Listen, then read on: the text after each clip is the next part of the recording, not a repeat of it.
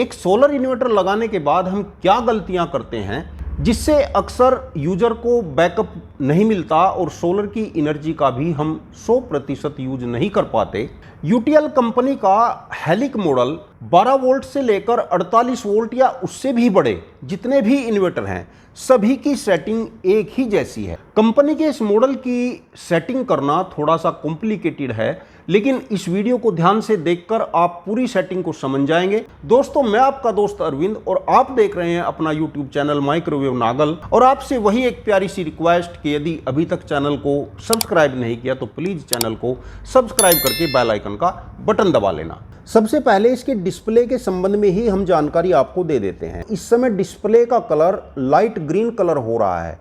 जिस समय इसके साथ पैनल कनेक्ट हो जाएंगे तो डिस्प्ले का कलर डार्क ग्रीन हो जाएगा और जब इस इन्वर्टर को हम मेन से कनेक्ट करेंगे तो इस डिस्प्ले का कलर येलो हो जाएगा। जैसे यहाँ से मेन स्विच को मैंने ऑन कर दिया है, मेन ऑन लिखा हुआ आ चुका है और डिस्प्ले का जो कलर है वह इस समय येलो है।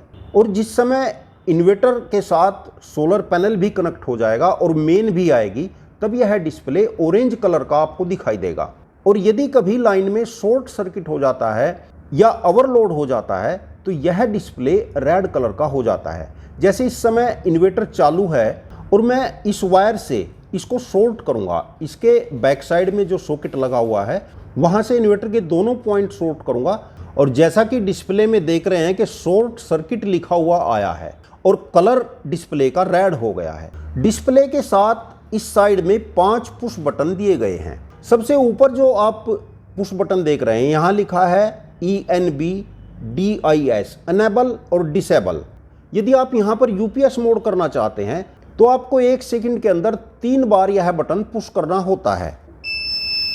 और इसके साथ लगा हुआ यह इंडिकेटर ग्लो होने लगा और डिस्प्ले में यहाँ ऊपर यूपीएस मोड लिखा हुआ दिखाई आपको दे रहा होगा। लेकिन इन्वर्टर को यूपीएस मोड पर करने से कभी कभी बड़ी दिक्कत हो जाती है, क्योंकि जिस समय हम इस इन्वर्टर को यूपीएस मोड पर रखेंगे तब यह मेन सप्लाई 180 वोल्ट से नीचे आते ही मेन सप्लाई को कट कर देगा और बैटरी से घर के लोड को चालू कर देगा।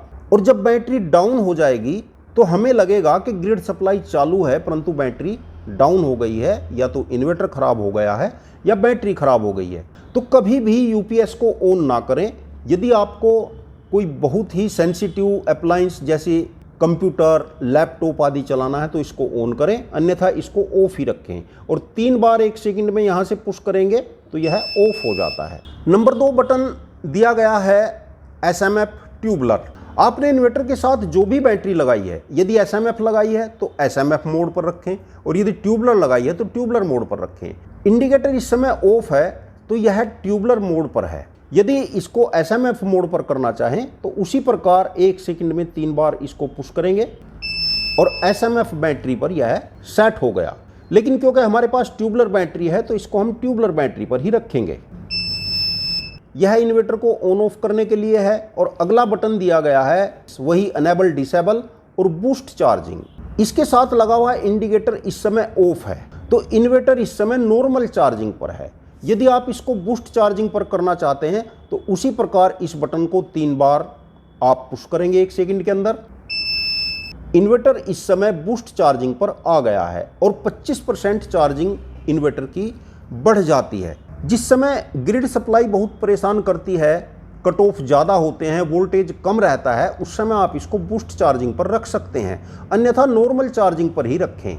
और 5वां जो सबसे लास्ट का बटन है यहाँ पर भी अनेबल, डिसेबल लिखा गया है और इसके सामने ग्रिड चार्जिंग। इसका मतलब यह है कि यदि आप ग्रिड चार्जिंग को ऑफ रखना चाहते हैं, केवल सोलर से चार्जिंग चाहते हैं तो इसको 3 बार पुश करेंगे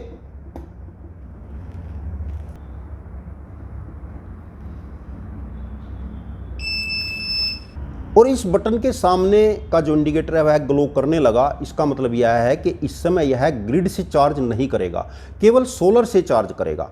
इसको आप उस समय ऑन करें जब आपको अधिक बैकअप की आवश्यकता नहीं है, सोलर पैनल भी आपने पर्याप्त मात्रा में लगा रखे हैं, तभी इसको ऑन करें। कभी कभी क्या होता है कि अनभिज्ञता में हम इस फंक्शन को ऑन कर लेते हैं और by chance grid supply disturb हो जाती है, कम आने लगती है, कट ऑफ ज़्यादा हो जाते हैं, जैसे गर्मियों के दिनों में अक्सर हो जाता है, तो हमारा इन्वर्टर ग्रिड से चार्ज नहीं करता, केवल सोलर से चार्ज करता है और सोलर भी पर्याप्त नहीं है, तो बैटरियां अक्सर डीप डिस्चार्ज चली जाती हैं, बैकअप नहीं मिलता और कस्टमर परेशान रहता है। और इन छोटी छोटी चीज़ों पर अक्सर हम ध्यान नहीं दे पाते, या कंपनी के मैकेनिक और इंजीनियर के भरोसे ही हम बैठे रहते हैं, जबकि यह कॉमन सी बातें हैं, सभी यूजर को आनी चाहिए। यहीं पर आप एक फंक्शन और भी देख रहे हैं, डीजी मोड। यह डीजी मोड फंक्शन कैसे ऑन करेंगे, क्या इसकी हमको ज़रूरत पड़ने वाली है? जिन घरों में डीजल जनरेटर का यूज किया जाता है वहीं इसकी ज़रूरत है, अन्यथा कोई इसकी ज़रूरत नहीं होती। इसको ऑन कैसे करना है? इस बटन को 10 सेकंड तक हमें पुश करके रखना है और जैसे ही बीप की आवाज़ आए इसको छोड़ देना है। और डिस्प्ले पर आपको लिखा हुआ दिखाई दे भी रहा होगा डीजी मोड, और यदि इसकी आवश्यकता नहीं है तो इसको ऑन न करें। यूजर के लिए इसमें एक और फंक्शन है जो बहुत ही इम्पोर्टेंट और मेन है, जिसके बारे में जानकारी होना बहुत ही ज़रूरी है, क्योंकि यह इन्वर्टर हाइब्रिड, पीसीयू और स्मार्ट तीनों फंक्शन रखता है। लेकिन हम किस फंक्शन को कैसे ऑन करेंगे उसके बारे में जानना भी ज़रूरी है।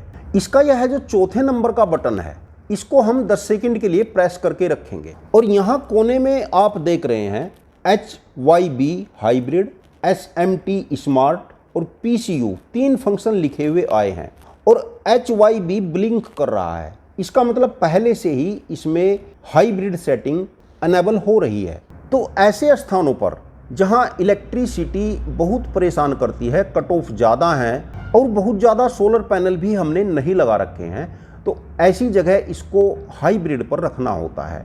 जहां लाइट की स्थिति मीडियम है, यानी सप्लाई लगभग 15 से 20 घंटे के बीच रहती है, वहां पर आप इसको स्मार्ट मोड पर करके रख सकते हैं। स्मार्ट मोड पर करने से पहले यह सोलर से एनर्जी लेगा, फिर आवश्यकता पड़ने पर ग्रिड से लेगा और सबसे लास्ट में यह बैटरी को यूज करेगा।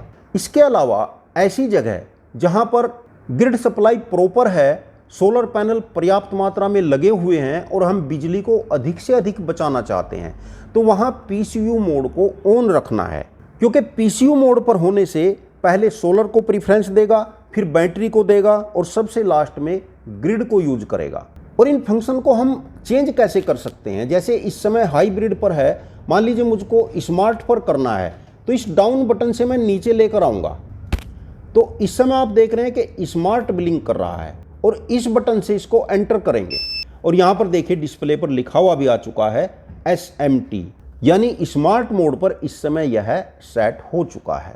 UTL के इस 2500 VA सोलर इन्वर्टर का फुल डेमो वीडियो हमारे दूसरे चैनल अरविंद के टेक पर डला हुआ है। यदि आप इसका फुल डेमो देखना चाहते हैं तो चैनल का लिंक डिस्क्रिप्शन में दिया हुआ है, वहां से आप इसका फुल डेमो वीडियो देख सकते हैं। और दोस्तों, मेरे द्वारा दी गई जानकारी आपको कैसी लगी कमेंट करके जरूर बताना। वीडियो यदि अच्छा लगा हो तो लाइक करके शेयर जरूर कर देना और यदि चैनल को अभी तक सब्सक्राइब नहीं किया तो प्लीज चैनल को सब्सक्राइब करके बेल आइकन का बटन जरूर दबा लेना। वीडियो को अंत तक देखने के लिए आपका बहुत बहुत धन्यवाद। नमस्कार दोस्तों।